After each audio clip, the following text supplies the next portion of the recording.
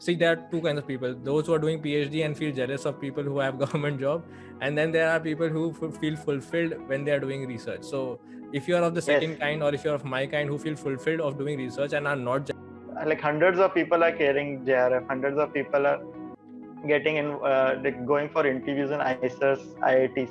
There have a lot of positions in IITs, ISERs, and local institute, but there's no point of research if the quality of the research is not good. Hey all, a very good evening. So in today's episode, we have Mayank Bisht. He's a classmate and a friend from Delhi University. And a lot of you had requested that you want someone from the public sector undertaking.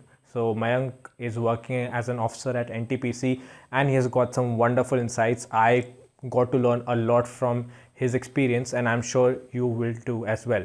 Some of you might be wondering that what is he doing on Chakravyuha, because it's supposed to be a research based series, but in this particular episode we have very frankly discussed, and thanks to him, I don't think anybody can be that frank on what to choose or how to choose between a government job and a research based, it could be PhD or some research based job. What are the differences? We have discussed it in detail, and I think for those students who are on the brink, and I think there will be hardly one or two students who would be sure about whether they want to join a government job or whether they want to do research. I think this problem lies with majority of students, that they do not know after MSc what they really want to do or during their MSc. So we have discussed those aspects, and in that way it will be really important for you and really interesting.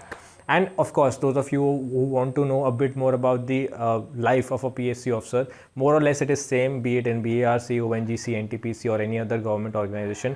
The life is somewhat similar. So I think you would learn a lot.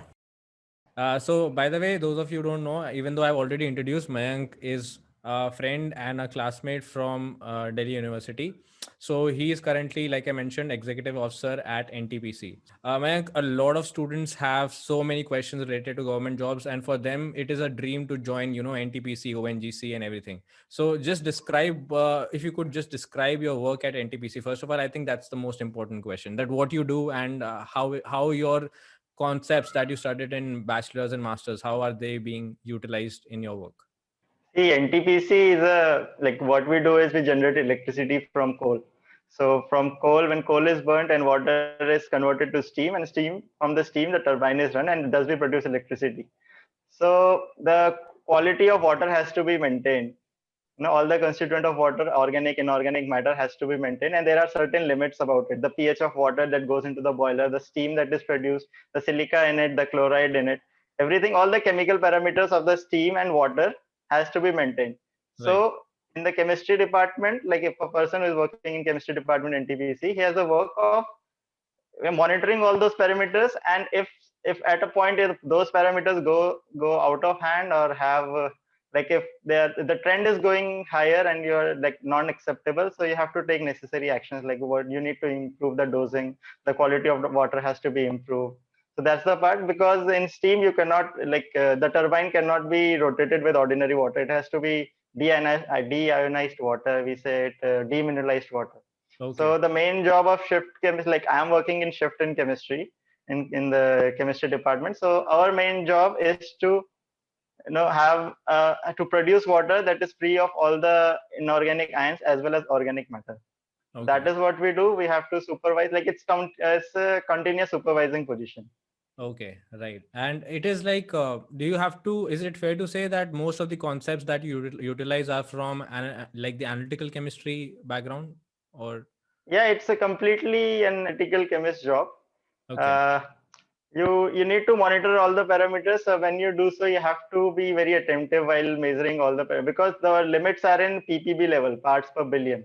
Okay. So it's a very particular job. Like a small amount of chloride in water can cause a huge loss in the power generation process. And if small ions are detected, like if sodium ions, chlorides are detected, so it will like hamper the generation capacity of the turbine. Okay. So yeah, it's completely an analytical process. So are you involved in any kind of research also over there, or it is more or less all the like the protocols are defined and you just have to follow the protocols, or is there No, something no. that you contribute from your end as well? See, it's a process-based industry. Everything is predefined.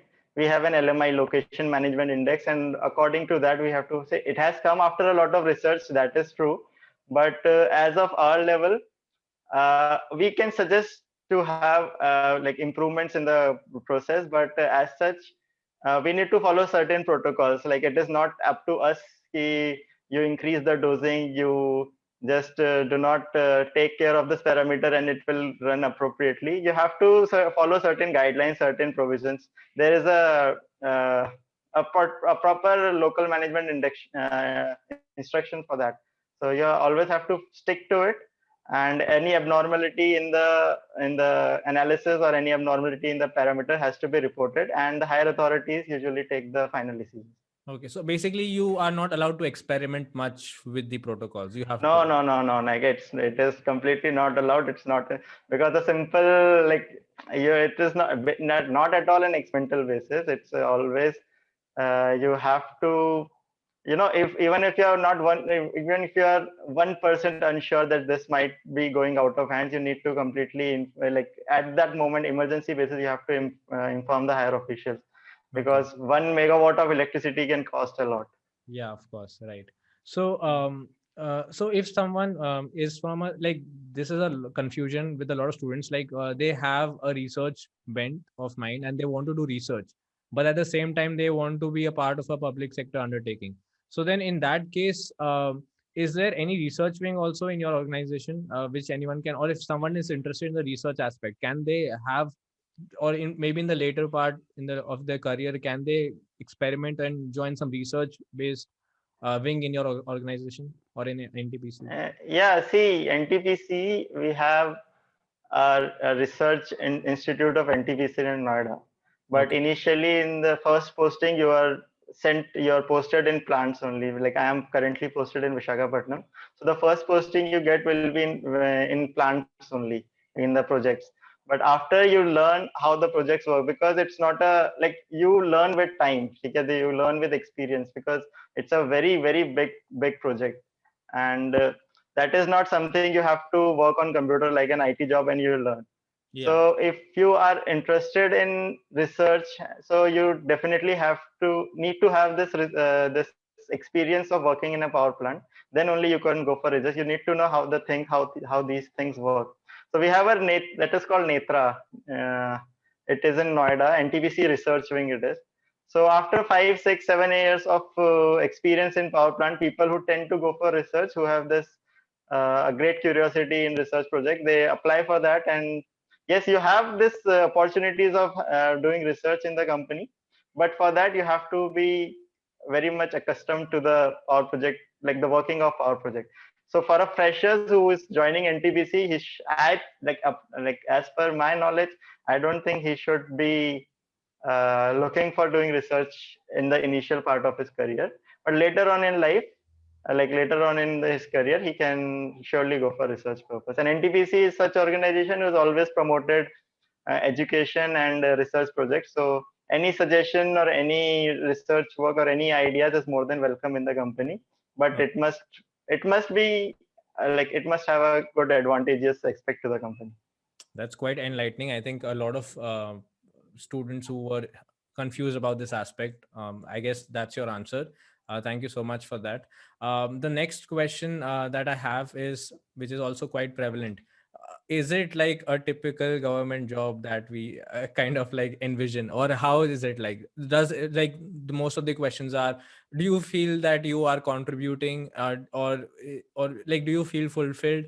Do you have time for your hobbies? There are a lot of things that surround this, so could you just maybe throw some light on your daily routine, so to say? Yeah, how does it feel to be a part of a public sector undertaking and be an officer in one of those organizations? See, it's a government PSU, so obviously sometimes it feels like a government employee as well. Yeah. But moreover, see, as far like it's been 1.5 years since I am regularized in the company. I was in under training for a year. So since then, I've been working in shift job. So that is the see what I have realized is, see, as already mentioned, the process will go on, right? See, something is like if the water is going, it will continue to flow. But sometimes this abnormalities come. sometimes the flow changes and any parameter changes. That's when you have to be proactive. It's not typically a government job that you don't like. It is not such you do not go to office and all the work. It's a, it's a job which requires attention. It's a job where you have to be active, and like you have responsibilities. You have see, and if you're working in plant, the safety comes first. NTPC is paying great attention towards safety, like it is on its priority. Anything that goes out of its safety protocol is reported and serious actions are taken against him. So to ensure safety, you have to be proactive. So I cannot say it's a government job which you enjoy all the time. Yeah. But the second part of the question is, do you get time for all your hobbies? And well, this is one of the best thing about a PSU. Like if you're working in a plant, you are like, if I go for 8 hour shift, I'm responsible for whatever happens in the plant. But after that 8 hours, all the time belongs to, like, I have no responsibilities from the office side. We have a township where I live in, and it is fully what do I say, like fully acquainted with all the facilities. It has a stadium, everything, like it, like see, NT is coal projects, no, they are to be situated far off from the city. So I live around 30-35 kilometers from Visakhapatnam. It's a 1 hour drive.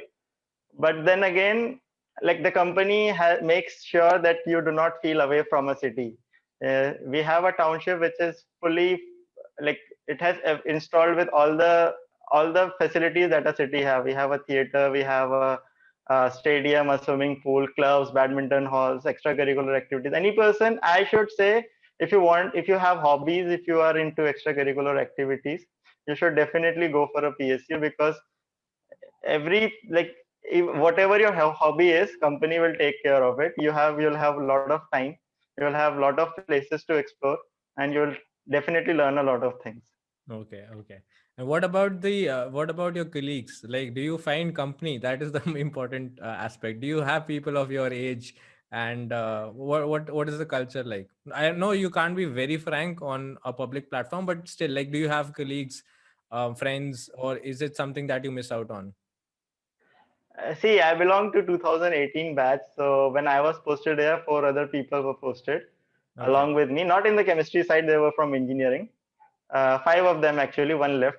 So we had, like, because we were the only 5 of our like similar age group. So we have good bonding between us. We have like 2017 batch, 16 batch, 15 batch people who do not share much age gap between us. So that likewise, it is not a problem. We find good people, we find good colleagues. The office is fine. Okay. I am posted in South India, so language sometimes become a barrier in this. But other than that, there is no problem in finding acquaintances. It's properly normal. It is completely fine with it. Okay, great. So another two important questions. First one, we'll talk about your life as a officer a bit later. But how did you end up joining NTPC? Can you just describe the whole process? And yeah, that's like, how did you end up joining NTPC? See, I did my masters in 2017. So then I started preparing for this geochemist exam. Yeah. This Sorry UPSC to conducted interrupt. geochemist exam. Like, you can you give a, like, you did your masters from NIT, right? And you also mentioned about joining some teaching organization. So I like just give a complete idea that how did you end up, like, what all options you had, and then how did you end up at NTPC? See, I did masters in 2017. I also got placed in a coaching institute in Hyderabad only. Okay. I joined that institute and resigned the next day. Then I, like, realizing that teaching is not my cup of tea, at least. Okay. So then I thought of like preparing for some job, and I had to prepare for GATE. Then I got to know about this geochemistry exam. Mm-hmm. So I even joined a coaching institute for this geochemist exam preparation. Then this exam came, geochemist, and this notification came, and I saw only 6 seats for, like, overall 6 seats were there for the 2018 exam. Okay. I gave an interview for FITZI also. Mm-hmm. I cleared it, but still did not want to go. Okay. Then this NTPC exam came up. And before that, I joined DRDO. Like there was a GRF position opening in DRDO. It's in Delhi only, Okay. Center for Fire and CIFIS. It's Okay. in North Campus, New Delhi, DRDO. Okay. So I joined DRDO as well for 2 months. I worked there. Then this NTPC result came up. So while I was working in DRDO, I gave this NTPC ka written exam. The best thing about the exam was that the level of questions were not that high as compared to GATE, because it was a 2 hour exam, written exam, and it had 120 questions in 120 minutes. So you can judge by the questions to time ratio that the difficulty level was not high. And another thing was, what I felt was I was good at aptitude and this regional logical reasoning. Okay. So I thought of giving it a try. Like 15 days time I got. I worked hard. I admit I went to library and all. I worked hard. Then finally ended up clearing the written exam. Okay. Then for interview, I should say, when I went for interview, I got this advantage of working in DRDO. All the questions they asked in interview were from DRDO only. I was working on a project in DRDO. For 2 months I worked. It was a fire resistant clothing. Okay. So everything they asked in NTPC interview was from DRDO. So they were quite impressed with me in the interview. I think I had a very good feedback in the interview. So then this NTPC result came up and ended up joining NTPC in 2018. Then Okay. I had 1 year training in NTPC. So 1 year training, it lasted like in 2020 January. I got regularized, and since then I'm working in Visakhapatnam only. It's my first posting. Okay, that's great. And where all did you get your training in NTPC? Like you said, you mentioned you went to different places. See this. When we joined in Noida. Noida, we have a corporate office where all the joining formalities are taken care of. Then we go for medical and all. Then after that, they'll have a management training for 15 days in Noida itself. They'll provide all the residential accommodation, everything will be provided. In 15 days after, you'll be sent to a project. We were sent to Vindhyachal. It's a place. There's a place Singrauli in Madhya Pradesh. Okay. NTPC has the largest thermal power project in Vindhyachal. Okay. So for a further training, we were sent to that place. It's around 6 hours drive from Banaras, but it's a very big power plant and a wonderful township. Okay. So for 4 or 5 months, we stayed in Vindhyachal. With this, all this this is called PPF training, power plant familiarization training in Vindhyachal. You will be taken to plant as a trainee, and you'll be taught all the basics of power plant. Okay. Then the chemistry has other work profile of testing this lubricating oil, cooling oil, and coal analysis. So for this training, like testing of oil, we were sent to Dehradun. Dehradun, there is a lab, Indian Institute of Petroleum, CSR lab. We went to Dehradun for around 2 weeks training. Then we had a NTPC lab in Greater Noida for 3 weeks. We were there in Noida. Then after that, Simfer is an organization, CSR organization, Simfer in Dhanbad. So we had gone to Simfer for this coal training, Okay. coal analysis, GCV values, and moisture and all. Then after that, there are other training also. Like there's this OBT training. It's the best part of the training. Where we will be taken to a tourist spot for 7 days. You'll be kept in a like 5-star resort and all. We were taken to Kanha National Park in NP. For Okay. 7 days, we stayed in a 5-star resort, and all those activities, fun activities, were conducted. So like that, like training period, like I should say, was the honeymoon period of the company. It is always considered as the honeymoon period of the company. You get decent salary, you get everything, but you do not have any work. You just have to sit in class. Like it's 1 year full, complete, like 1 year full of enjoyment, Okay. and you feel such a luxurious life. No And responsibility. 1 year, It's all no chill. responsibilities, only learning, and you get a good decent amount of salary while learning and traveling to places all on company's expenses. Right. So like it's the best part of if somebody is working in NTPC, like the best part, he will the best time of his career will be this 1 year training, because Okay. all like we were a batch of 18 students, and not students, 18 trainees. So and you all go to places together, like you take flights together, you go to all the places you go together, so it's fun. So while in training period, you'll be taken to a lot of places, and without any responsibilities. and all on company's expenses. You'll be treated very nicely during this training period. So that's the first part. But last year this COVID stuck, and they have like everything was conducted online only. So I don't think the last year's batch has gone to many places. But ours was the, like, I should say, the luckiest batch. Okay. So, like you said that in your intake, we were speaking before this interview, and you mentioned that in your batch there were no freshers were also recruited. So now this time I think they have asked for 1 year experience, and I think last time that I asked for 2 years experience. So a lot of students have this doubt that from what is this experience and from where they can get it, and what is considered as an experience. So can you shed some light on this? Yeah, see, when in 2018, when I was recruited, they were not like looking for any experience, because they were providing a year's training, a year training. So they were not looking for an experience, for experienced candidate. I was a fresher myself.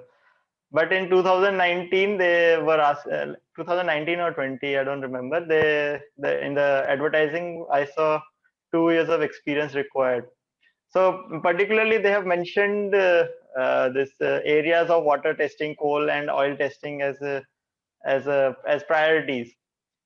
So I think anyone who has been working in a lab or has and can get an NOC certificate and state a certificate stating that this person has an experience of 2 years, whatever the experience is, working in this lab at this position. And so I think she must be eligible to apply, So because last year, as far as yeah. So I think this year it was 1 year. They are asking for this in this year's advertisement. They are asking for 1 year experience. So do you think a JRF candidate in any field doing research in chemistry, or it should be something related to analytical chemistry? no, analytical chemistry is not at all an importance. See, already, like I said, they have mentioned in the advertising block that they will prefer candidates who have experience of water testing, coal testing, oil testing, stack monitoring, and all. But that's just on the priority basis. And secondly, to mention, like what I saw in the advertising block was they have scrapped off interview this time, and the only thing is you have to give a written exam, and whoever qualifies or whoever is in the top 30 or 40 position, whatever they are, will be directly recruited. So I think the JRF should count, because you are anywhere having research profile, anyway working in a particular field. You are anyway associated to chemistry. You have a master's degree and you are doing research in any of the lab. If you can produce a certificate saying ki I have been working in this lab, signed by a supervisor or the lab in charge or somebody who has, like, any authorized lab in the country. Yeah. So I think he must be definitely eligible to apply, because see, at the end is everything at like company's policy. It's everything up to company's policy. So they'll definitely consider it, because not many candidates have experience working in coal. Okay, there are not many coal-based private companies in country, right? Yeah. So I think there's no harm in applying, and this the HR department will see. Okay. So can you shed some light on the entrance exam? Like, what do you think students should prioritize while giving the examination if they're eligible? See this I remember 2018 ka exam. 2018 we had 120 questions in 120 minutes. So the difficulty level was, the questions were not at all question asked. 60 marks, if I'm correct, 70 or 60 marks for chemistry and rest 50 for aptitude. Okay. So those 70 questions from chemistry were like maximum JE level class 12. Okay, you do not have to study books for like GATE, Claydon, and FINAR and all these net and gate books. Just stick to the basics, and in some time they'll definitely release a syllabus. Okay, they released it last year. If I'll send it to you, if I'll have it in my computer. Okay. So just stick to those topics. They'll give around 14 15 topics, like 7 8 topics from physical, 7 from inorganic, 7 from organic. They'll give those 7 this 20 21 topics, easy topics. You just have to stick to those topics. You do not have, like, never go for a higher standard book, because the level of the questions asked were easy.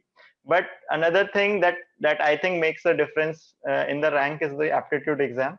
You have to be, because GATE has 15 marks aptitude exam and NTPC has around 50% of the total weightage. So aptitude wise, you have to be really strong. And in that aptitude section, there are 10 questions of general knowledge. So if anyone who is interested, like who is looking for this job, must definitely sharpen his general knowledge, especially this current affairs.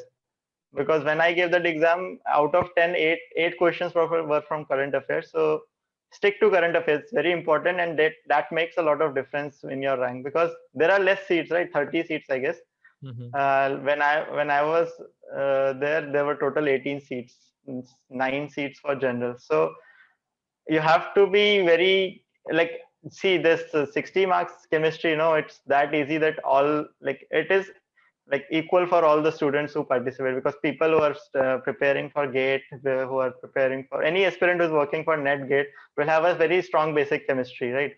Right. But this aptitude and gk and logical reasoning makes all the difference. Right. Right. And this time they don't have interview, as far as I know. They don't have interview.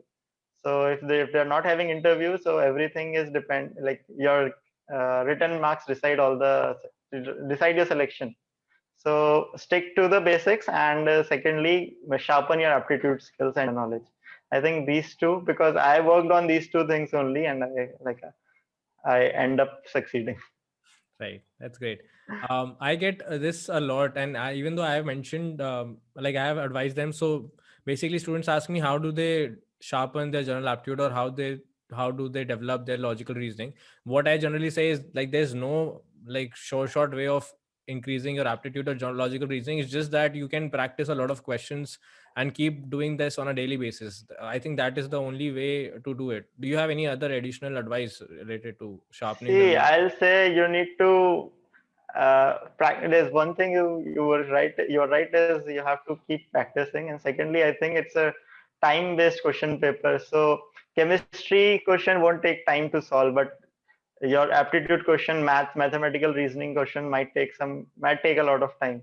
So the person, like, he should definitely look, like, those are time bound question, and you should be very sharpened with your time management. And moreover, I should say, if you're practicing aptitude exam, aptitude questions, just make sure that you are, like, for a topic, like whatever topic you're preparing for, practice a lot of questions, keep on practicing. And like, you will get a lot of questions in aptitude. You take this like, I referred this made easy ka chemistry, this aptitude ka book. It was for gate aspirants, made easy gate aspirants. It had around 20 topics, including time, distance, boat, and all the logical algorithms and all. I refer to that. Practice at least 20-25 questions from each section, and I think that will help a lot, because aptitude level was not that difficult. But it's just that people, like, if somebody is preparing for net gate, he simply ignores aptitude. And I think in this exam it will play a major factor. Your selection will be decided on your aptitude basis. One thing is sure. That was quite insightful. Right. So basically, someone who is preparing or for NTPC, aptitude section is, like you said, make or break, because the chemistry section is more or less quite easy for everyone, and Ah, almost everybody would be able to do most of the yes, questions. yes, yes, yes. See, it's a basic chemistry questions. You'll get basic chemistry questions.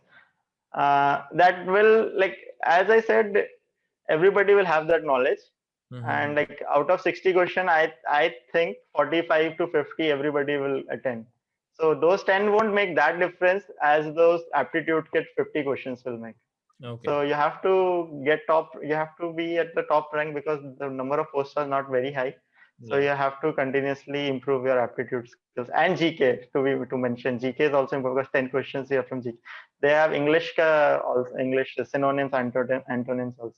So Okay. you need to practice on that.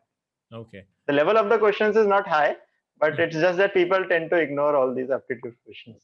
Right. So, like you mentioned, that teaching is not something that was your cup of tea. At any point of time, I'm asking this question because I get so many queries whether students are confused if they want to get into a public sector undertaking, get prepared for a government job, or go for research. So, at some point of time, did you ever have a research bent of mind, and you were also confused whether you want to join a PSU or you want to go ahead and do a PhD? Because, like you said, you were also a JRF at DRDO. So, did you have this confusion as Ah, See, I like one thing I was sure was I cannot go for teaching. Although I got placed in NIT when I was there in NIT, I got placed in a coaching institute. Then I left it. Then that moment I decided it like I cannot teach. Secondly, as per the How did research you come to basis, this conclusion that you could not teach? Like, I think many students are also confused whether they want to. How did you come to this conclusion? Like, was there see, any? I joined a coaching institute in Hyderabad. I won't take its name. First day I went there. Second day, I like he asked me to see like how a teacher teaches. Then like he had to shout all the time. Like it is very difficult to grab everybody's attention and then teach them. It is very difficult for me. So if you ask me to explain something to you, I will be able to do it. But if you ask me to explain this the same thing to 50 people and from the very basic, Yeah. so like it gets difficult for me. I've tried that. So I thought, and one more thing about the teaching I consider is teaching is something which you can start at any age of your life. Like you're 40 or 45, you have not achieved anything. If you're not working, and if you want to change your line, you can go for teaching at any point of your life. But some government exams and these jobs and all will definitely have age limits. So I wanted to give it a try first of all. And so then that's the point I realized if I'll prepare for this exams for a while. If I don't get through, then I'll make up my mind and go into this teaching platform only, because everybody was doing the same thing. When I passed out from NIT, each of my batchmate was teaching somewhere or the other, and I was not doing anything.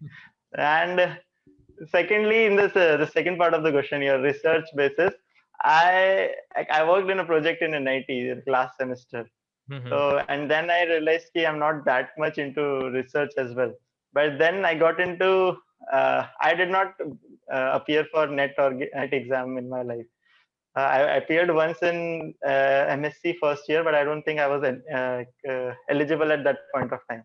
Okay. So after that, I appeared for GATE, and DRDO wanted GATE, at least GATE qualified student. So when I was preparing for geochemist, this DRDO recruitment I saw in employment news. So and I was staying in GTB Nagar, North Campus, and this lab, DRDO ka lab was nearby only. It's in North Campus only. So I walked, I literally walked to the to the interview venue. So I just appeared. I did not appear for like looking for a job, like looking for a research purpose. I just appeared because I was thinking, what if I qualified this geochemist exam and I'll have to go for interview? I just wanted to practice. I'm being very honest here. I never wanted to go for research. Then one thing I realized in DRDO, that's very insightful as well. One thing I realized in DRDO was when I was sitting there, I saw 35, 40 more students coming up with their uh, papers already published with the top institutes and all. But then when I went inside, like I thought, because there was only one position, Okay. and that too they mentioned it in, you must have a knowledge in explosive chemistry. Okay. So I found it fascinating. Just I didn't prepare at all, but I just went inside. So when I went inside, I think there were two positions. One was in explosive chemistry, one in some synthetic polymer.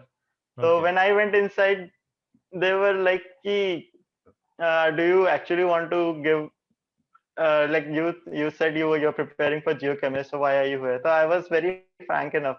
I said I said number of seats are not very much in geochemist, and I have realized I cannot teach. So I think DRD will be the perfect platform for me to know if I'm actually into research or not. Then they said, okay, if you're working in DRDO, you'll have to register yourself, because DRDO won't provide you PhD degree. It's not an institute. So they asked me to that you need to register from Delhi University, because it was the nearest North campus. So I said, okay, sir, I'll do it, and I'll definitely need time. So then they said, okay, you seem to be a very active person. Then there was this one person in the panel who was very fond of table tennis, and like to be honest, they gave us one form and wrote what extracurricular activities have you done or your achievements and all. Everybody has written like I remember they have written tons of research. Then there's research in organic field, research under this internship in ISC and all. I just wrote table tennis. 2 words I wrote table tennis. I went inside and he said, "Okay, what is this extra achievements you've written table tennis? What do you know about table tennis?" So I said, "No, I have played table tennis a lot, and like it is one game that I'm very much fond of." Then he asked me about everything, all the dimensions of table tennis: height of the table, height of the net, weight of the ball, weight of the bat, rules and all. He was very much fond of table tennis. So then he said, "Okay, you seem like a very interesting person, but you have to make sure that you want to research, you want to go for research field or not." Okay, sir, but then like when I came out of the room, I thought, okay, this is like I'm anyway not going getting through this interview. They were very kind. They gave me their time and were talking to me nicely. But a few days later, I got a call from DRDO only. They sent me a joining letter as well. So then I thought of, okay, like if they have seen something in me, I should give it a try. So I joined DRDO, worked there for 2 months. I had a very nice supervisor. He was a scientist D, and then there he encouraged me. Like I worked under him for a month, and then he said, "Okay, now you worked under me for a month. Now what do you think? Do you want to go for PhD or like?" And then I'll talk to officials in Delhi University. And so I said, "Sir, my NTPC exam. Like I gave my NTPC exam. I'm waiting for the result. If I get through this written exam, I'll go for interview. If I don't succeed in interview, I'll definitely register for PhD." So Okay. that's how my journey has been. Then so he helped me a lot. He got me like he taught me a lot of things about interview. He said, "Okay, like tell them everything about your work profile in DRDO and how you're working here." So like say this, like I mentioned, no, my NTPC interview was totally a part of my DRDO project. Nice. That's So very that's interesting. ah. So I like it's an So interesting honestly, journey. what do you think? Like, I think I see a lot of students going for these JRF positions, and like you said, they have these all research experience and everything. While at that point of time, you did not have any such experience or exposure. So, what do you think on a personal level? What made you stand out among the rest, and what made the panelists select you for that position? Even though you clearly mentioned that you're not sure whether you're interested for that position or not. Yeah, that like I was surprised too. But then I thought, see, it was a 2 year project, right? And 2 year project in DRDO, and then if you register for PhD, they will consider you abroad, like consider you after that. Yeah, yeah. Then I realized that they took me because all those, like I think highly qualified people won't actually join DRDO because most of them know the scenario of DRDO, because you just have to work there and then you have to register at some other university also. So you Mhm. have to work there as well, and in DRDO as well. Even in DRDO, all my seniors who were working, so they told me that DRDO is like, because one of the girls, she was my senior. She was doing PhD from, I think, IP University or somewhere. So she Okay. had to move to DRDO one, like in 5 days she has to go to DRDO three times in a week. They have to go. She has to go to DRDO and 2 days to Indraprastha University. So it gets difficult to do PhD.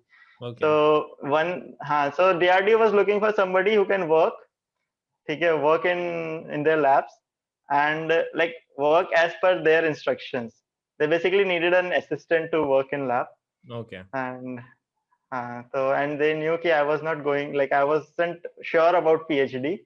So they thought, okay, for a research project, he'll be the perfect guy. That is what that is completely my observation. Yeah, Rest, so I have no idea. yeah. But Okay. that person who asked me table tennis questions, like during lunch breaks, he used to call me and tell, "Chalo yaar, table tennis khelte." So I thought he had a major impact. Okay, okay, that's great. So, Mayank, in your opinion, like I do give my opinions when students ask me about the question that, okay, after MSc, what should I choose? Whether I should prepare for public sector undertaking, prepare for GATE exam, and apply to various positions that keep coming up, like Food Safety Authority of India and this NTPC and all those, this patent exams and all those exams that keep coming up. So do we prepare for that, or do we prepare for or do we go for research? Now what I generally say is that okay, if you have had an idea in your master's project, like you had a master's project and you got to know, okay, research is not something that you are really looking forward to, and that's why you started preparing for the government jobs, and then this was your backup, that okay, if I'm not able to crack any exam, then I will register as a PhD and then maybe see in the future what I have to do. But if someone is quite clear at the master's level itself, or if someone, okay, there are two kinds of students. One is someone who is not who does not have any exposure in their masters.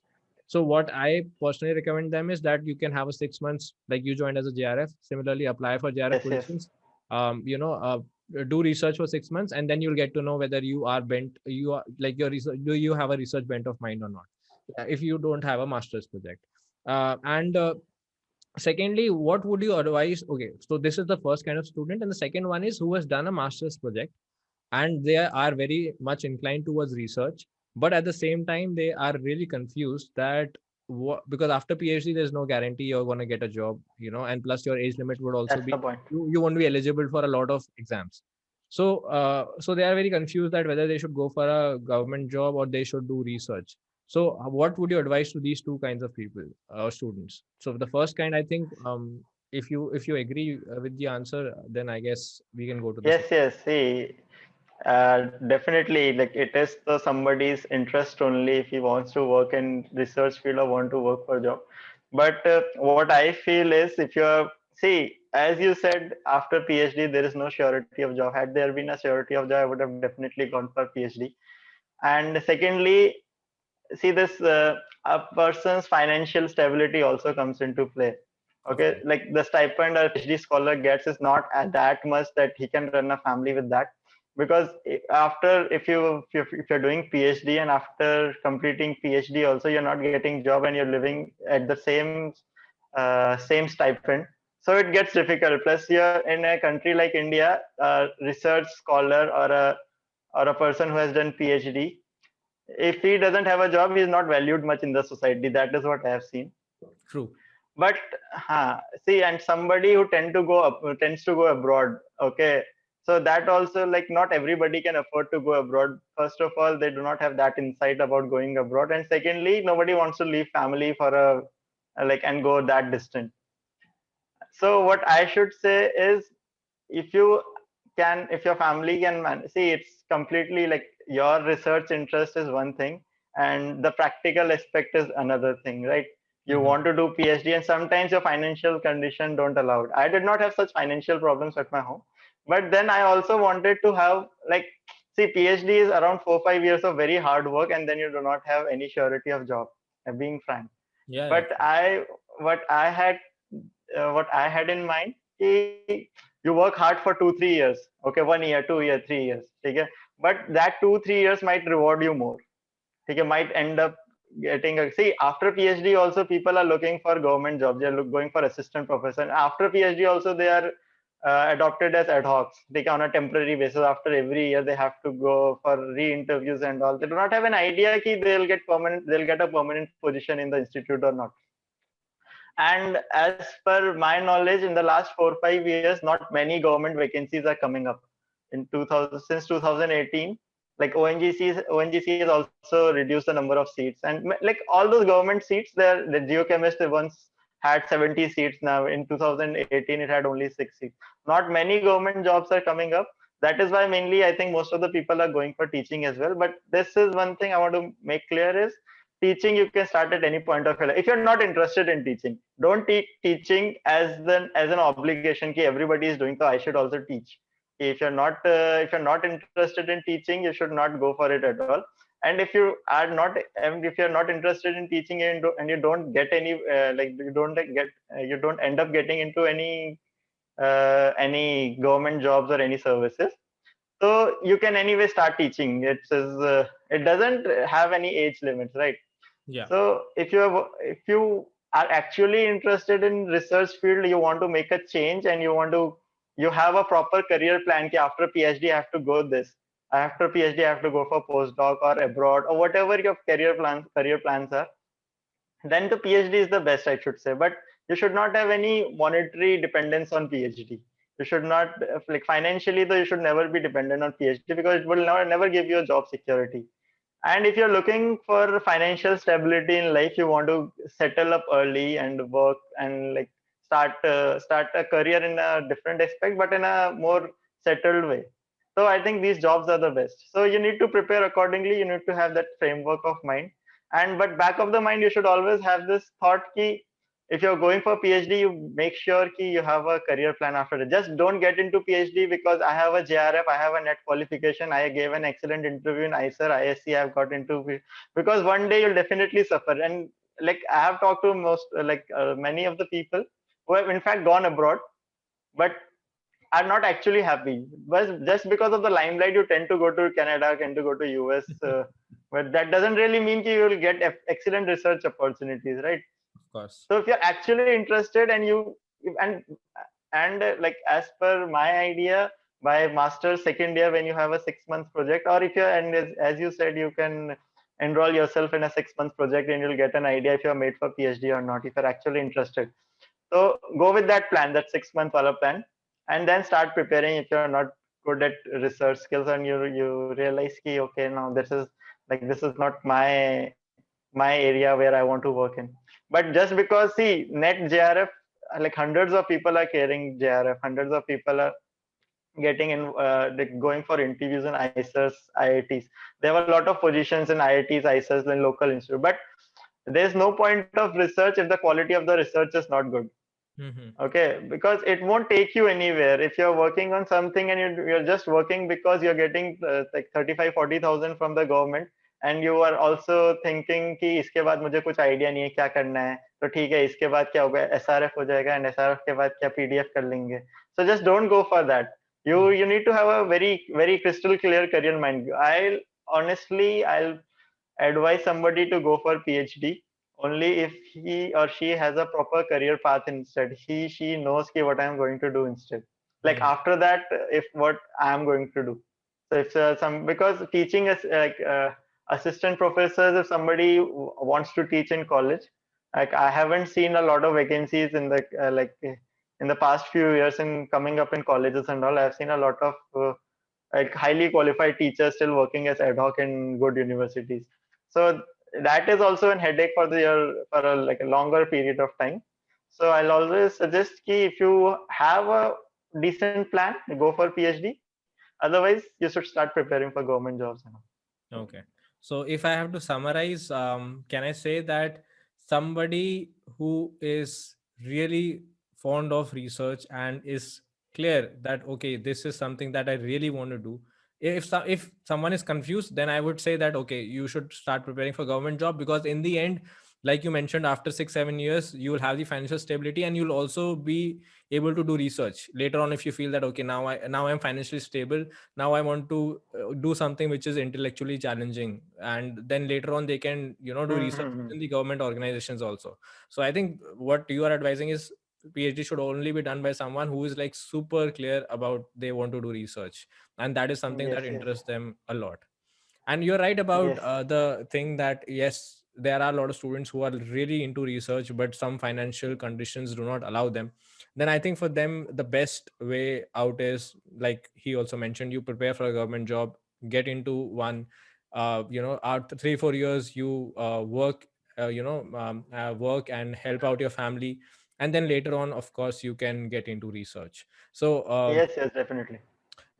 doing a PhD, with all honesty, it requires only one thing, that is a lot of courage, because of course there is no financial security later on, and there's no guarantee.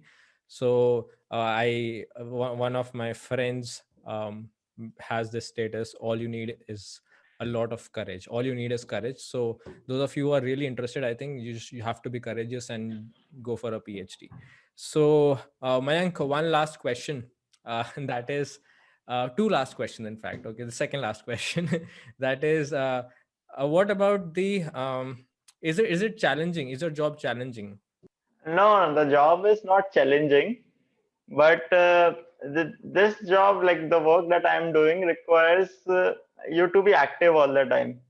8 hours, if you're working in 8 hour shift, that too, see, I have 8 hour shift 8-hour shift in the company. So for that 8 hours, everything that is your area, like that area is your responsibility.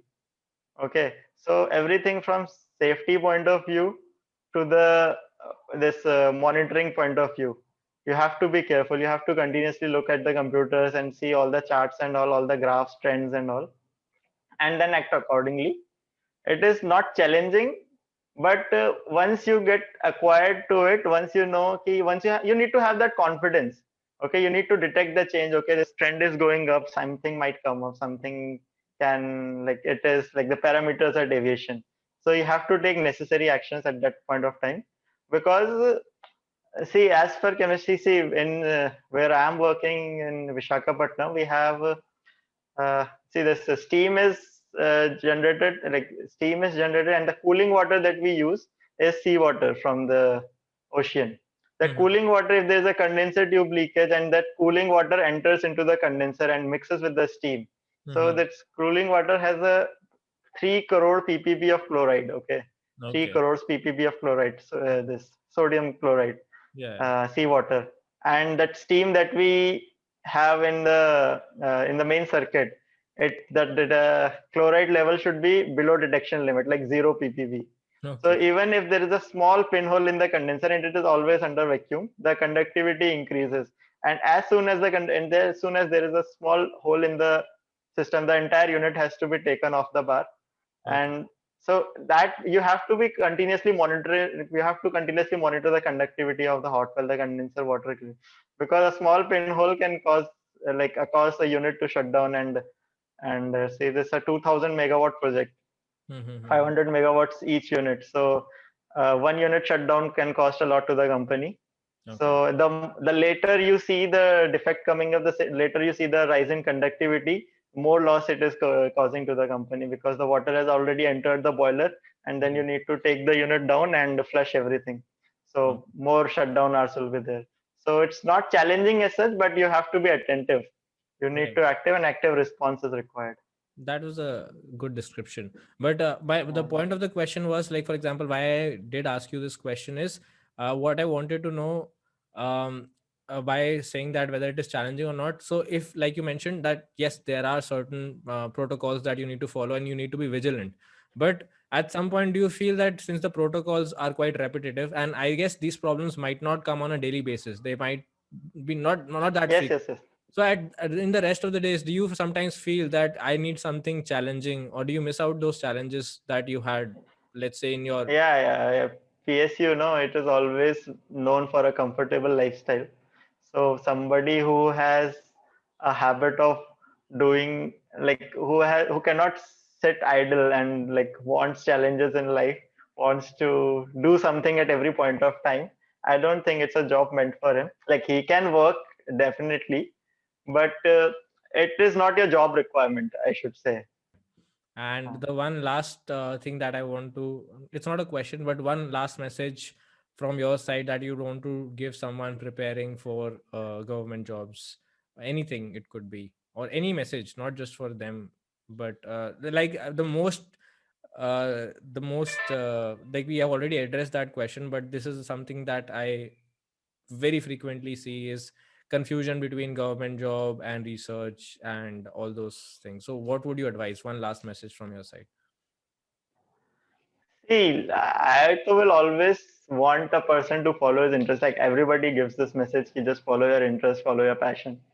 But I think, like, if you are looking for a government job, if you are not actually interested in PhD, or you want to get settled in life very soon, you need to realize that it's a, like, any competition you give, anywhere you sit for an entrance exam, there will always be a lot of people involved, no matter the level of the exam is, no matter the like, even if it's a civil services or it's an NTPC exam, any exam you give, SSC exam, there will be a lot of competence, and the number of seats in an exam is very less, like just like 0.1%, like even 0.1% is a lot of proportion. Like, everywhere you'll see a very small chunk of the people will get selected.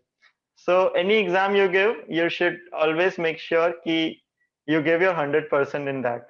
Just do not give any exam. Just do not sit in an entrance exam just because you have filled its form and everybody is going for it, you are going for that too.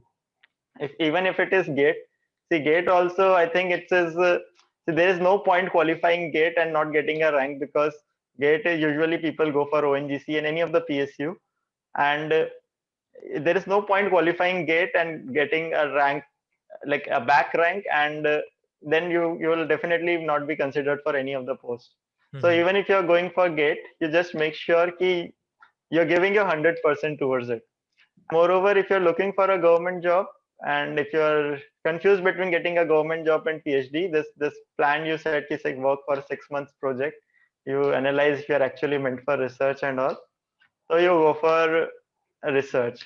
And if you want to have a decent salary, if you want to have perks and privileges, because these PSUs will give you a lot of perks. They'll give you free housing, proper township, everything salary wise, everything is very decent.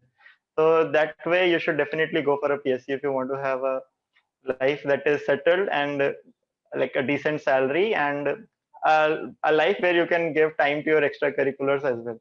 Right, of course. So I think to summarize again, I think if you need a comfortable life, then you have government jobs, financial stability, comfortable life, time for your hobbies. Challenging life Ah, with a lot of problems, financial instability. But I think if you are someone who takes the path less taken, then you definitely, and you're interested in research, you should definitely go for this one.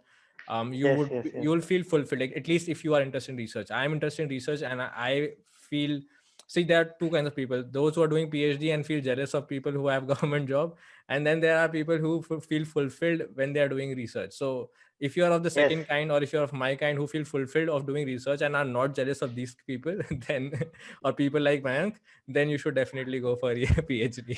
See, just like you said, no, you were working in Hyderabad, you stayed in lab for 13, 14 hours.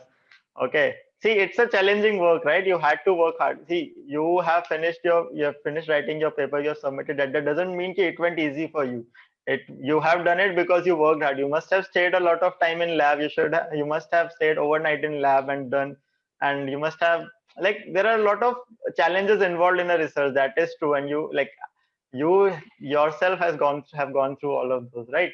So Yeah. but here you are sitting and like not regretting your decision at all, because you have learned a lot of things in life. You like earning a lot of money and earning and having a very comfortable life was not your option. Okay, you chose that option. You could have gone for either way, but you chose that option because you wanted to go for research. That is what I'm saying. If you want to have if you're actually interested in research, just go for research. But just because you have cleared JRF, just because you uh, you gave a very good interview in any of the ICERs, ISCs, IITs, you got into research, and because at like first of all, you what will you say? I got into ICER, I got into ISC, but that ISC and ICER is not like ki, okay, I have gotten into a very good college, now my future is secure. That Yeah, doesn't mean like any of the ISC, ICER won't give you security for life, right?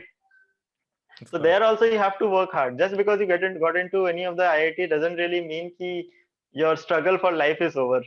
Go for the 5 year wala path, and because you're actually interested, and I'll work and there and set and create a path of my own, because I am good at research, and in the next 5 years also I won't have any sort of instability in life. You definitely go for research. Or either way, you work hard for a few years, okay, and work for a government job. Any of the, like, this is not only for chemistry, any of the government job. That is what most of the people are doing, right? The people have been writing UPSC from a very long time, still not getting through. So you want to have that sort of life, you need to work hard, but just make sure you're giving your 100% towards it. Yeah.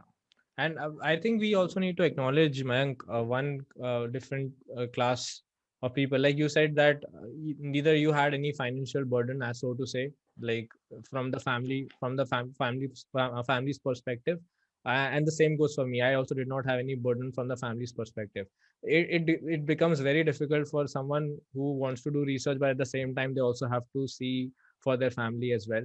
And I guess Yes, yes. I don't think we can really say something for those aspirants or students. That is totally your decision, and that will be very courageous if you still end up doing a research. But that is totally your call. I think we cannot say anything for students who are facing that kind of dilemma. You have to take a decision, and I think we from both of us, we wish all of you all the very best. And I would like to sincerely thank Mayank. It was a privilege having you over and finally clearing a lot of things about public sector undertakings, because Yes, it was really nice interacting with you. If you have any concern, you can like mail me or anything. yeah, I'll stay in touch with you. So all the best, everyone. Like, it was really nice talking to you. right. Thank you.